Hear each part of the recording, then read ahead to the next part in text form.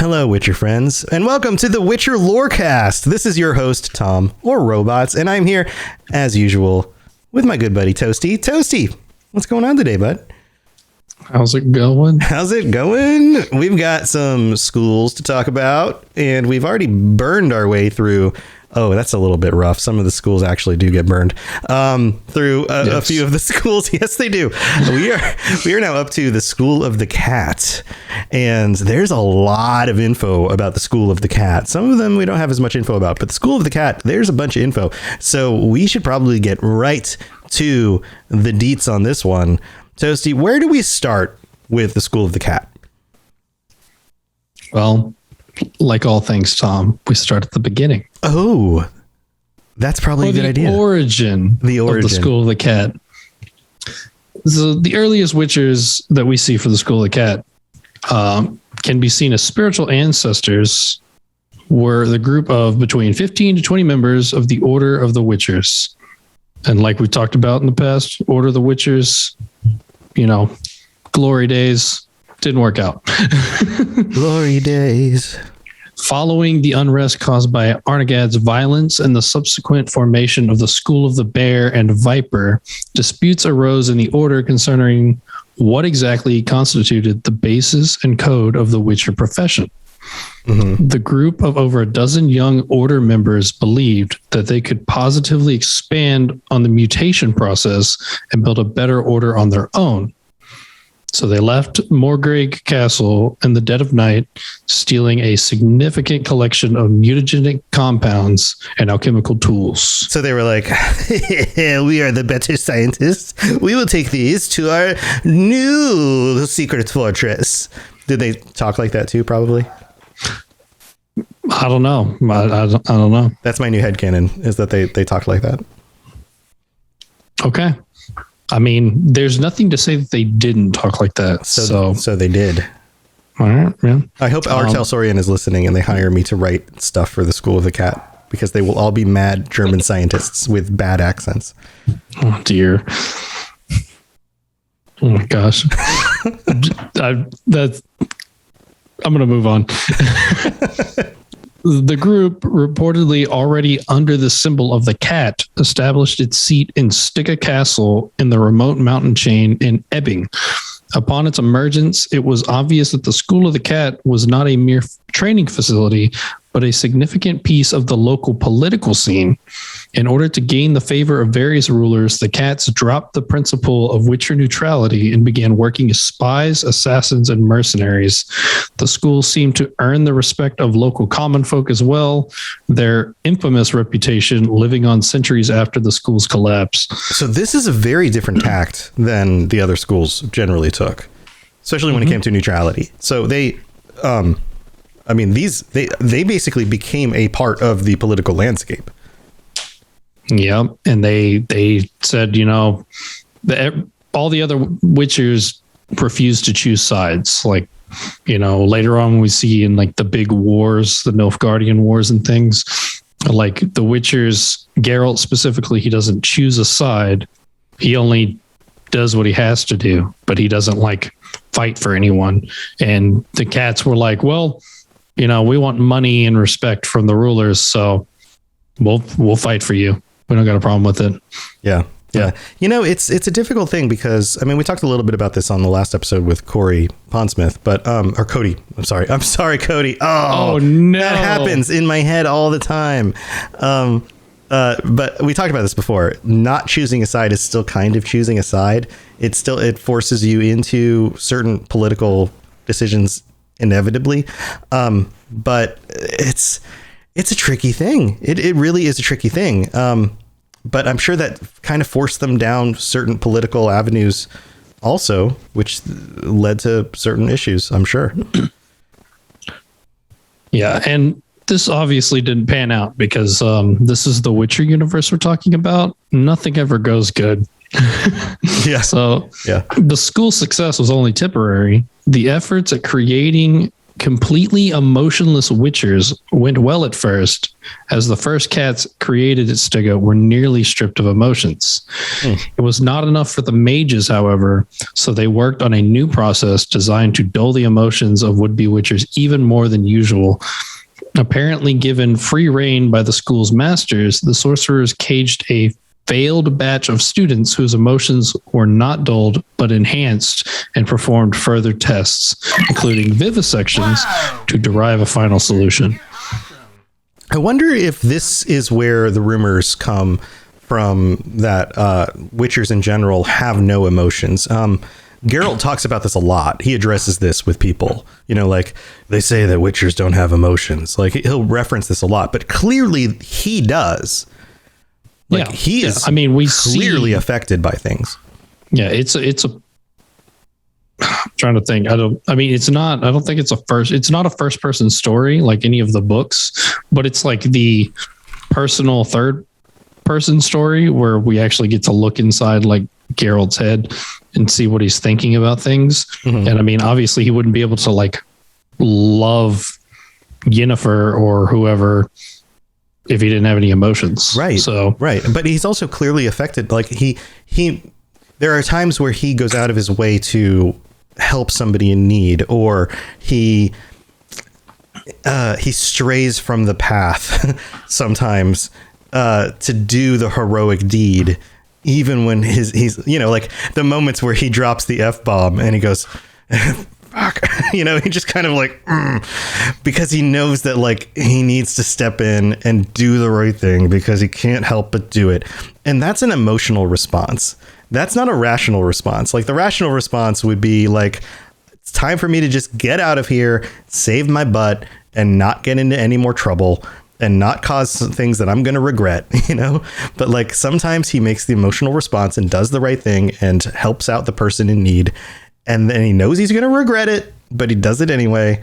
Like that's an emotional response, and he does it time and again. He clearly has emotions and strong emotions at times. Even the grumbling under his breath is an emotion, like it's not just good emotions that we're talking about, like the feelings of regret and the feelings of like, oh, just leave me alone. Like that's an emotion. Yep. So we move on into what could be considered the downfall. Upon waking in a pile of discarded corpses, barely alive, a student named Gesrez managed to crawl out and free those test subjects that remained alive. Miraculously managing to escape, they found refuge among a local ANC group.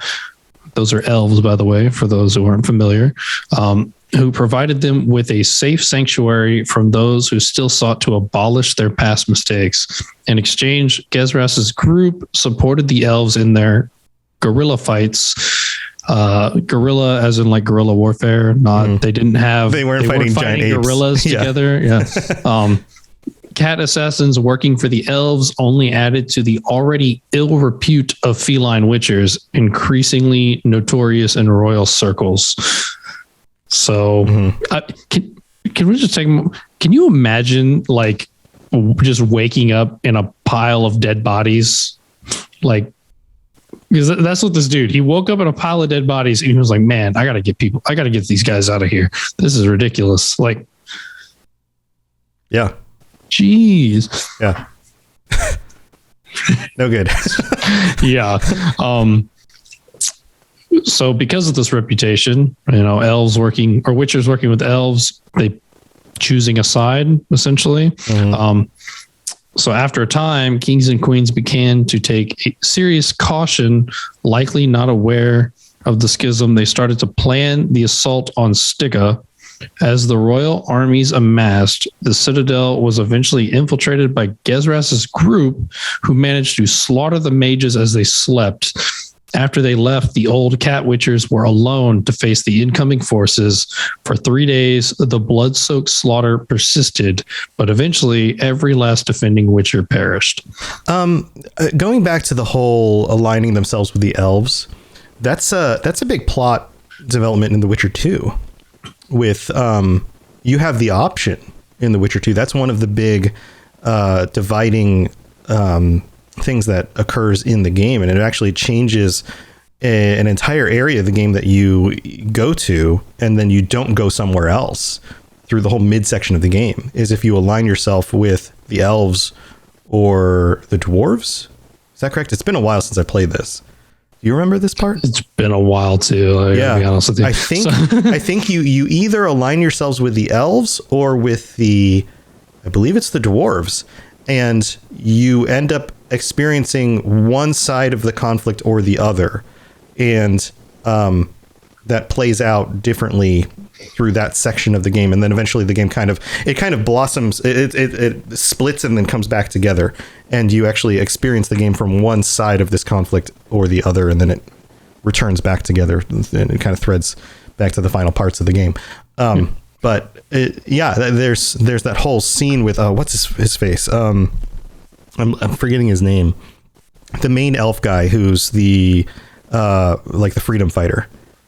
Vernon Roach. Thank you, Ben of Temeria, who kind of represents that, like, the elven freedom fighters, the elves that are out there in the wild who are doing this thing. And Geralt basically has that option. Does he align himself with who is basically a politically charged group?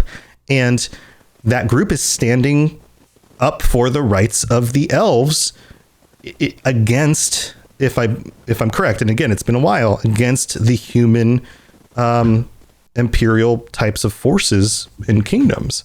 And they just want to be given their fair treatment. And, as a player, it's like, well, yeah, you probably should be given your fair treatment, but they're also doing some very terrible things in order to be, have to, fend for themselves. So that's something to be considering too. So it's interesting. I wonder if this was something that was considered in designing some of those quest lines.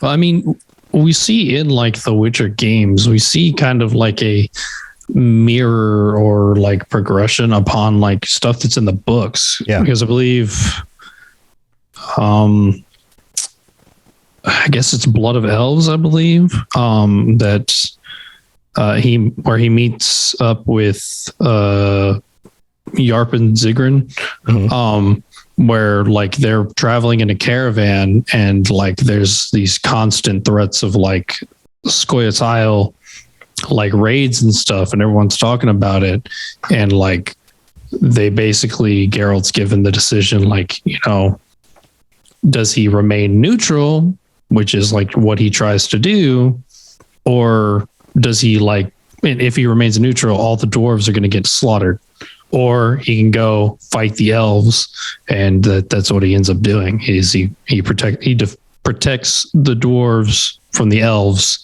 and I think it's partially because Ciri made that decision, and he was like, I got to protect Ciri. But right. Maybe I'm misremembering. Maybe it was Vernon Roach, and Vernon's not. Well, Vernon Roach is the Temerian. Right, he's the Temerian who's fighting against the others. Maybe I'm misremembering that part.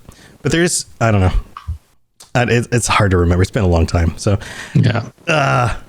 Memories, brains. Anyway, let's move on. So after this whole ordeal, slaughtering witchers, stories we've heard before with other schools as well. And that was kind of the thing with the wolf school too. So the surviving witchers, led by Gesrez, moved north, recruiting renegades and badly mutated outcasts from other schools. They gathered together to form the Din Marv Caravan and rejected the heritage of the early school's Stygian founders as the nomad witchers saw their beginning and Gesrez's groups escape from the mages. Okay. So for years, they traveled as a troop of witchers and sold their skills to anyone who could pay for any job. The caravan stayed at numerous hiding places where the mutations were performed through warped experimental methods. The corrupt trials, combined with aggressive disposition entrenched in adepts in various training camps, slowly earned them the disdain of other schools. I'm wondering if the likelihood of survival due to these different trials being more severe in these ways, like if it was harder for students to survive. I'm not entirely sure, because the thing is that I think, and we'll get to this later because this is like something cool that I found out while I was doing this, is there's like a very interesting person later on. So I think that the mutagens are better.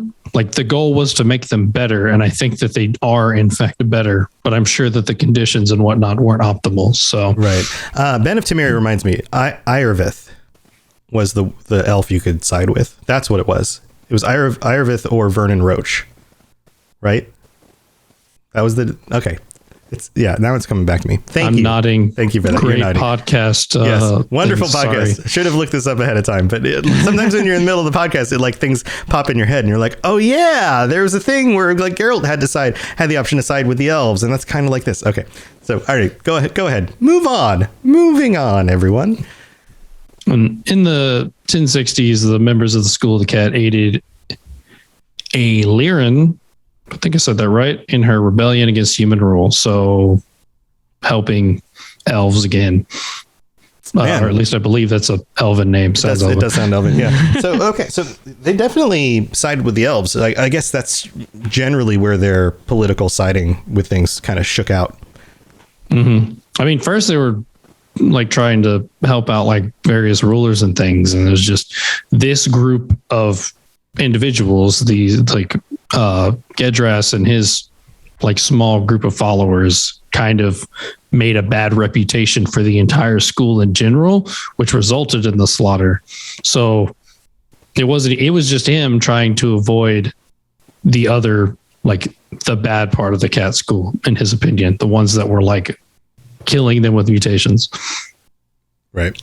Well, then we move on to a topic that we've talked before when we did the wolf episode, was the Tournament Massacre situation. At one point in the late 12th century, Din Marv settled in Hirsch near the summer camp of the wolf school. For some time after that, the schools of the wolf and of the cat were funded by Kaidwinian monarchs. The student exchanges took place and some older witchers befriended each other. However, talking is hard. However, I don't know what I just said. However, a faction within the school centered around its leader, Trace or Trace. Trace. We'll go with that. Engaged in a plot against the wolves, together with King Radowit II's mage Astragarus. That's a mage name if I've ever heard one. Astragarus, yes. Yeah. And this was unbeknownst to other experienced school members such as Guzart, who was Trace's second in command. Trace became convinced that if they helped the Kaidwinis to kill off the wolves, they would be given a special position within the new Witcher order under the king's commands. Guzart and others without the knowledge of the plot were arrested by Radowit's men so that Trace's faction could proceed. Right. We talked about this before a bit. Yes, and that was the start to my next sentence. and as we've discussed, this led to the Tournament Massacre, where the cats ambushed the wolves, slaughtering most of them. The cats were then double-crossed by Astragarus, who took advantage of the decreased number of cats to slaughter them as well. Right. It was kind of an opportune place to round up and get the Witchers all to fight against each other, weakening both of the groups, and then get rid of a whole bunch of them. Yeah, it was a double cross with another double cross. So many double crosses. Yeah, triple cross. We move into the 13th century as Guzart was released sometime later, which I think is kind of odd. He slaughters all these other guys, but like they get released, so they get to live. A little weird. He was presumably the one to rebuild the school with the condition that royal money would never be given to them again. Those cats who took part in the plot were forever banned from entering Karemorin and other Witcher resting places, denying them a place to spend winters in warmth. Prior to 1272, soldiers took the caravan. As reported by Joel, Witchers Axel and Cedric were killed in the process, with Schrodinger's fate unknown. This is actually a Witcher name. Schrodinger's cat is unknown. Yes. Oh, no. It's absolutely phenomenal. That's great. The school's final nail in the coffin came in 1274 when Alexander betrayed his fellow witchers, committing a murder and stealing the Grandmaster's diagrams. And that leads to the School of the Cat, which has seemingly disbanded, but it is speculated that some of the Cat Witchers have started to return. I mean, well, you've got the Grandmaster's diagrams still in existence somewhere because they were stolen. Well, we'll get to that. So we're going to talk about that. Yeah. Who knows? We actually do know. We do know. And we're going to get... You're jumping ahead of yourself. I was making it mysterious, and then you just I'm pretty spoiled. sure. Fine, let's just go obvious. let's just go to the middle of the show then, Toasty. Very well. All right, Tom. Let us get this over with. Something has infested my vineyard. Great. Let me go prepare my something oil then. All right, fine. No mysteriousness, but we get to thank our patrons. Or wait, no, we don't have patrons yet. We get to that's all the other shows, but it's soon to be this show. It's in the works. It's in the works. We're in the process of putting a Patreon together. People have been asking for it. We've decided, okay, we're going to put a Patreon together. We're going to give you guys the opportunity to help support the show and me and Toasty, and we're going to give you different kinds of rewards and things that you get for helping to support the show, and the opportunity to join us at the end of the month and talk about The Witcher, talk about the games, the lore, the books that you've read, and the TV shows and the things after those come out. We can discuss what we think about the shows, what we think is going to come out for the next seasons, all that stuff. So stay tuned for that. We should have all that up and ready by next week.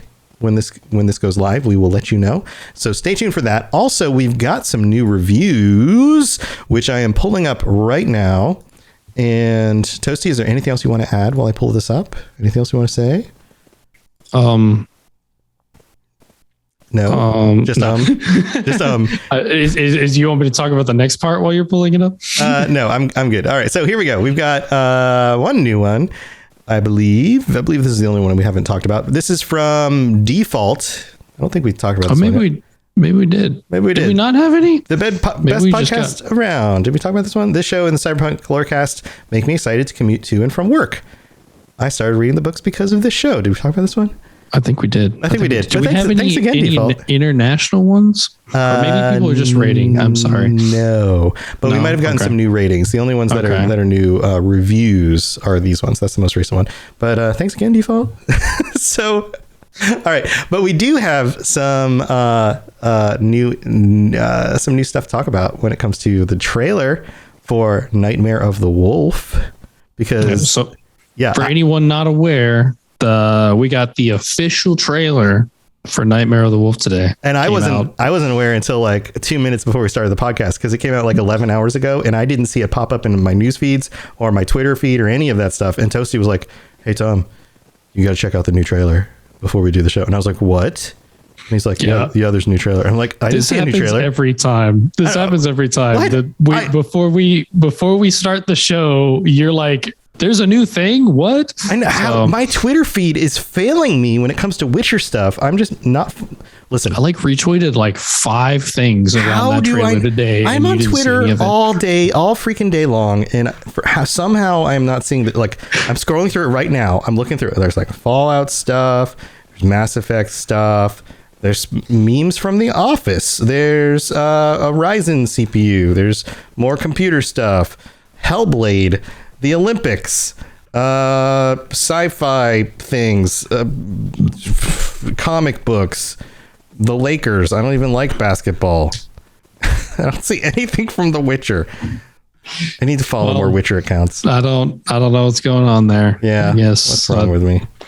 Well, it's all right. Let's talk about this. All right. So I mean, it was okay. First off, it was a super cool trailer. I mean, we get to see a whole lot of the animation style and things, and it looks really good. A+. It looks really good. A++. A double plus. We get, I think a lot of people are going to be really excited about this. We get a Vesemir bathtub scene to copy the Geralt bathtub scenes. Yes, we do. So, I'm sure a lot of people are going to enjoy that. Yeah. Sexy Uncle Vess in the bath. Yep. And, and then a little bit of a name drop, because they knew that we wouldn't recognize this person unless they name dropped them. Apparently Vesemir has some sort of past relationship with, Philavandrel, which for those who may not remember, Philavandrel is from, I believe, the first or second, where Geralt goes out to like the edge of the world and he meets that goat person with Torqua. It's in the show. It's one of those episodes of the goat. Yeah, he talks about how ugly he is. What's wrong with your ugly face? Yeah. And he was the leader. Philavandrel was the leader of that like elven raiding party that was out there trying to survive. And so we're going to see a bit more into the relationship of him and Vesemir, I guess. So that'll be interesting. And then another thing I saw was it looks like we might see like the Battle of Karemorin, where like whenever they get attacked by the mob and they have to defend it. I think that's what that is. Yeah. So the pacing of the trailer is really interesting too. The way it's shown, because we get like kids, which I believe we are seeing young Vesemir and then him getting older.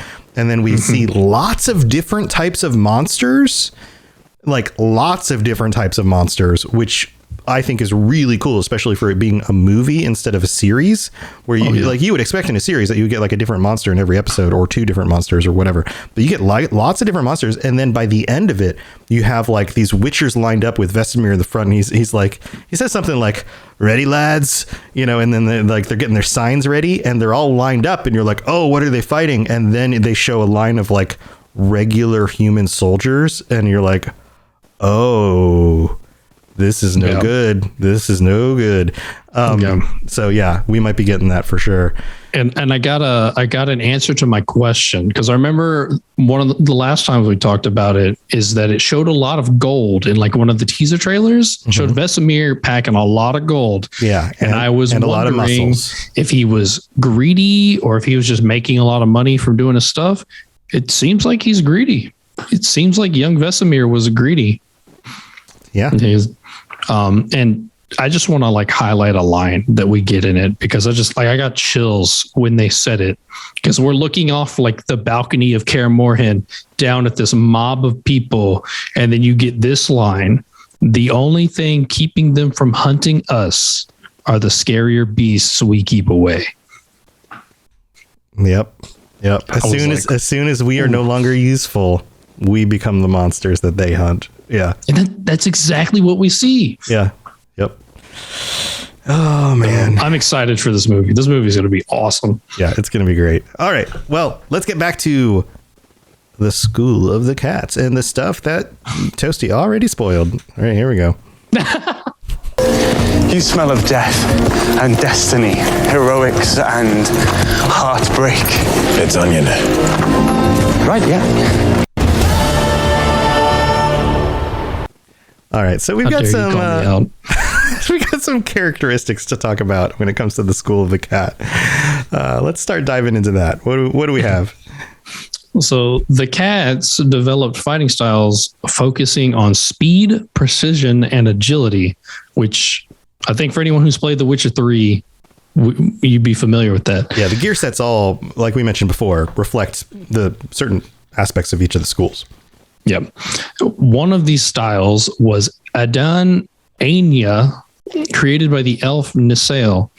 As a result, cat school witchers did not deal a lot of raw damage, but can inflict deadly critical hits.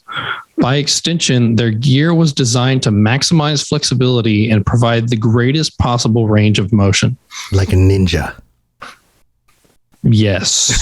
Yes.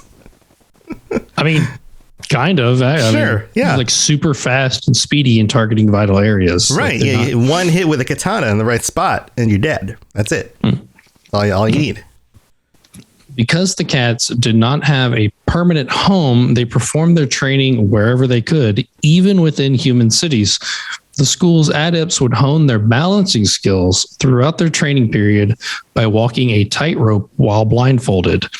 The walk would get higher as time went on, building towards the final trial, where failure would be deadly. Okay. The original founders' ideals on which the school was created were lofty. They wanted to build a school which would surpass the order and earn them the respect of the people of the continent. Ideals that would later be abandoned. Because of their warped mutations and time among the ANC, members of the cat school proved as flexible in terms of morals and politics as their armor. Over time, they became pariahs, even among their fellow witches, due to taking contracts on not just monsters, but humans as well, with the latter going against the Witcher's code.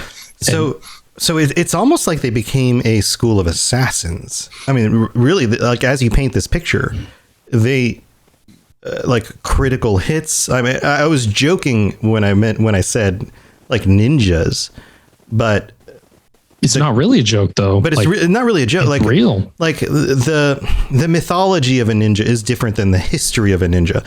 Like the history of the ninja wasn't these guys who wore black pajamas who snuck around at night with katanas and throwing stars and, you know, like blow darts with poison and snuck around and assassinated rulers. Like that wasn't really the case. Most ninja were part of the rebellious like worker class, and they looked just like any other workers. They would blend in with the commoners because they were the commoners, and they weren't trained warriors. They were regular common people who used regular common weapons, and they would coordinate with other regular common workers to facilitate information. And in order to fight against the people that they wanted to, they would ambush them in places that were out in the open oftentimes, and, you know, would, you know, use information to their advantage and use very common things as weapons, not, you know, something like a katana blade, which is very expensive and hard to make and hard to be trained in, you know. So they were kind of the opposite of the mythology of the ninja. But in the mythology of the ninja, you have these like trained assassins who, in the sense of, say, like a hired mercenary or an assassin, it doesn't matter who hires them, right? They're like their flexibility of their armor. It doesn't matter. They just get hired and they do their job. And that's what you're painting here, basically. I mean, that's what they did. I mean, when the school, like basically straight out the gate, when the school opened, they were like, yeah, we'll do whatever. Like we'll be assassins. We'll kill people. Like, we don't care. Right. But it also makes sense for the whittling away of their emotions. Mm-hmm. This idea that like, if emotions don't matter and you are paying somebody to kill somebody, then they have no feelings about it. Okay, you're paying me enough, I'll do it. Yeah, and so I mean, a lot of those mutations really did take effect. Like the cats represent that thing that all witchers try to be. Like they try to pretend to be emotionless. Cats really are. Yeah, yeah. This is why I'm a dog person. Yeah. I mean, I think my actual cats in real life are always plotting to kill me too. So yeah, and if you died in real life, the chances are they would just eat you. I mean, I think that's the same for a dog too. I mean, it is, but I think a dog will wait longer, but once the dog is to the point where it's like, I gotta eat, it will eat you. I looked this up one time, and it's true. Like dogs and cats both probably would eat you, but I just like to pretend that cats would eat you more. That doesn't even make any sense. Go on. Let's move on with this. What? I mean, they're like predators. I mean, I don't disagree. Like, I think dogs are omnivores than my dog would. Cats are. Let's just move on. Really went somewhere else with that one. As the school had no code of neutrality, and cats even fought on the side of the ANC during the race wars, as they displayed a more favorable attitude towards the elves. Some were known to use the elven word doina, which when referring to humans, the school's founder, Gesrez, was known to say he would take a contract from an Aeon seed over a Doina any day. I wonder if they didn't even consider themselves human anymore. Probably not. It seems like I mean, like they are now just other. Probably. So we have a list of notable members here. Do you want to kind of back and forth this like we did the other ones? Yeah, and I'm realizing now that I have a lot of the long ones, which is probably okay. But still. I could go first if you want. I could do the longer ones. Yeah, sure. Okay, let's start it off. We've got Aidan, a good friend of Lambert, who we all should be aware of if you've played the games. He was hired to kill the ogre of Ellender. At the same time, Lambert was hired to lift the curse on it. The ogre then killed Lambert's employer, so the two witchers worked together to kill it and split the money. It became obvious that he was nothing like the other cats. He was later killed by Jad Karemorin, who was hired by some courtiers who didn't want a curse lifted from the Duke's daughter. Then next we have Axel, which we mentioned before was one of those who died trying to defend the school from being taken over by the soldiers.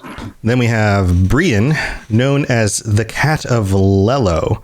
It's yellow. That's an I. Oh, it's an I? Yellow. Yeah. Otherwise, I'd be a lowercase Cat of L. yellow. Yeah. Some fonts, they don't do good jobs with L's and I's. So a Cat of Lello. That sounds like somebody who can't pronounce yellow. Yellow. Yellow. Yeah, it's basically yellow. Sorry. Go ahead. The Cat of Lello. Yellow. He was a particularly nasty cat. He was a nasty cat.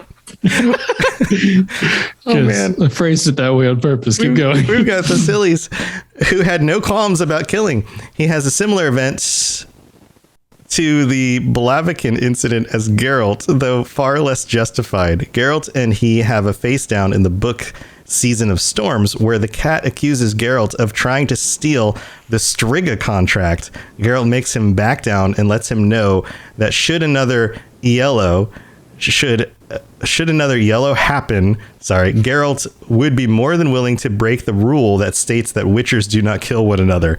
While it is said that he didn't fight the Striga, but instead took the bribe and fled after seeing the Striga in action, it is actually a fact that he faced the Striga and lost, being buried by interested parties that fabricated the story to save face.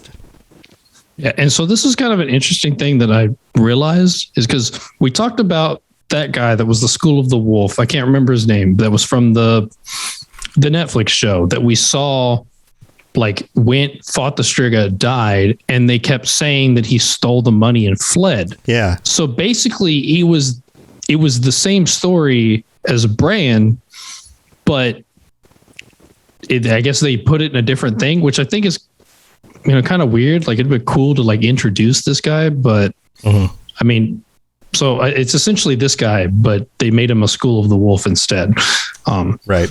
It's probably easier to explain it on a show where you don't have the depth to be able to explain it more. That's true. It'd be cool if we like run into him later and we get more of an idea or something. Who knows? Yeah.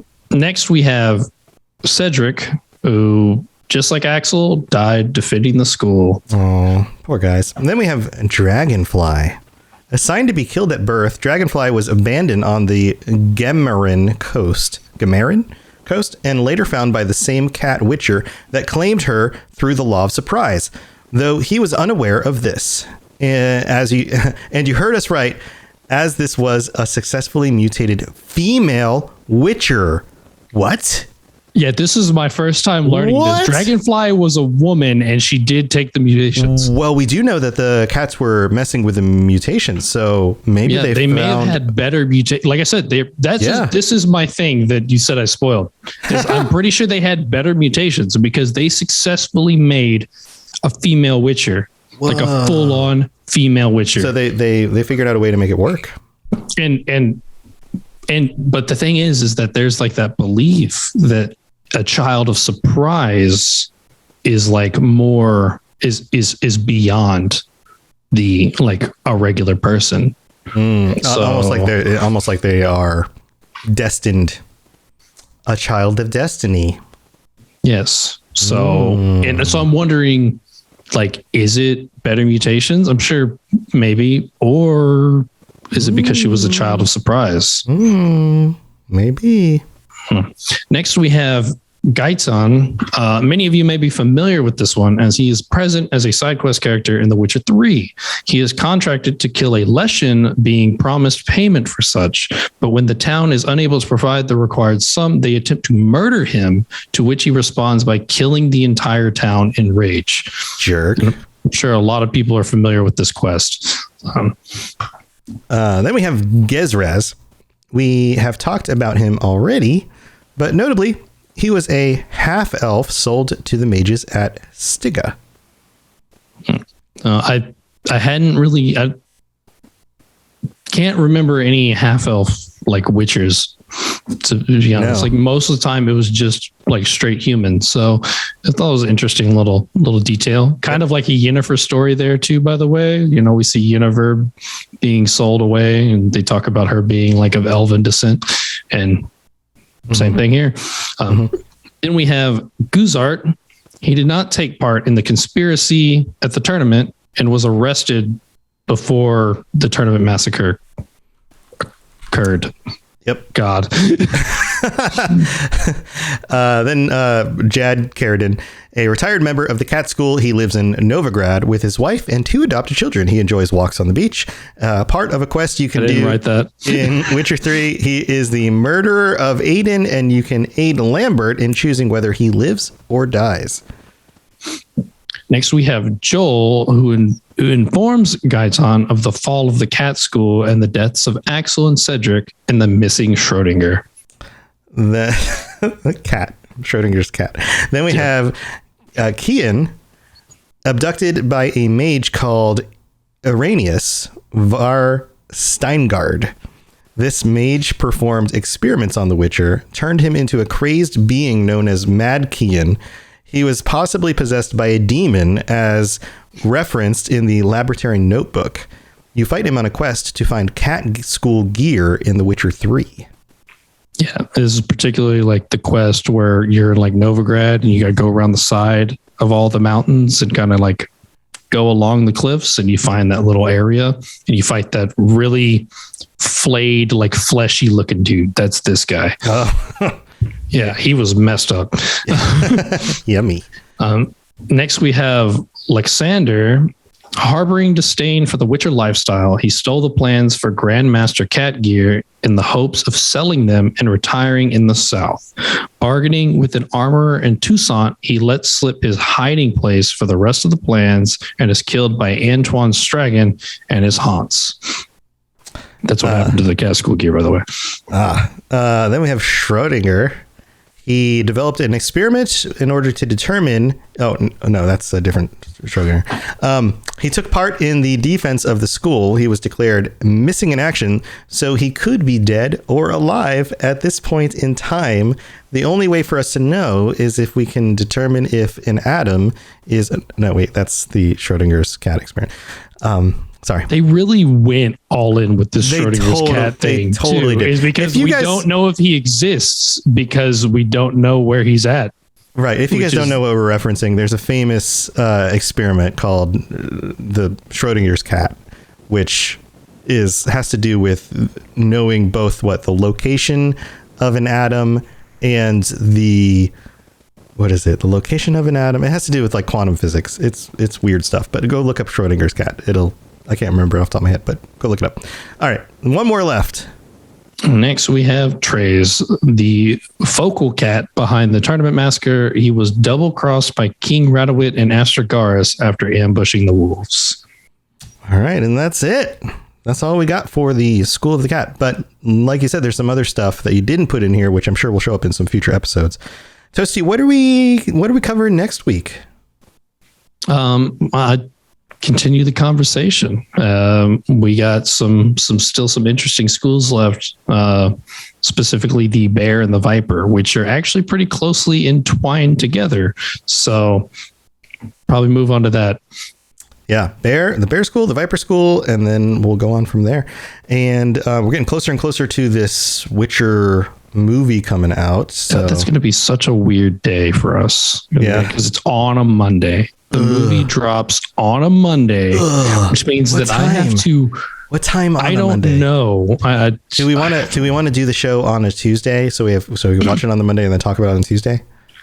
Look, depending on what time because I'm probably gonna have to work too. So I mean, I can do it, but let's do it on Tuesday. That'd be nice. Yeah. Okay. We might have to do that episode on a Tuesday instead. We'll figure it out as we get closer. But you got anything else going on that you want to talk about? You were on the Cyberpunk podcast recently. Yeah. So if you want to hear more of my incredibly boring deep voice, you can go listen to me be just as incredibly boring voiced. I just talked to Almighty, who runs he's one of the guys that runs that podcast. The Cyberpunked podcast is a tabletop live action podcast where they play Cyberpunk Red, and Toasty got to guest on it, and he said that you guys had a great time. You got to play. Oh yeah, it was so much fun. You got to play a Corpo, right? Yes, the Corpo. So that's my character from a game that I'm playing in with a group of people. So instead of making like a new character, I was like, I'm just going to port this in. And my referee actually said that anything I do on the Cyberpunk podcast is canonical to her story. So nice. So the universe has now become entwined. So nice. I had a great time. It just dropped yesterday for anyone who wants to go listen. If you want to hear Almighty, like in pain the entire session, we accomplish it so good. It's incredible. Yeah. So that podcast has been going for how many episodes now?